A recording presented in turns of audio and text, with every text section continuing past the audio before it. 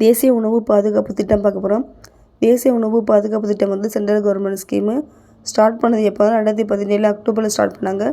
திட்டத்தின் நோக்கம் நெல், கோதுமை, பருப்பு, தானியங்கள் மற்றும் பருத்தி போன்ற இந்த வர்த்தக பயிர்களின் உற்பத்தியை வந்து மேம்படுத்துவது தான் இத்திட்டத்தின் நோக்கம்.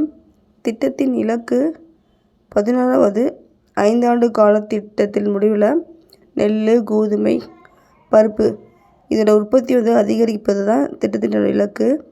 நெல்லோட உற்பத்தி வந்து 10 மில்லியன் டன்கள் அதிகரிக்கணும். கோதுமை உற்பத்தி வந்து 8 மில்லியன் டன்கள் அதிகரிக்கணும்.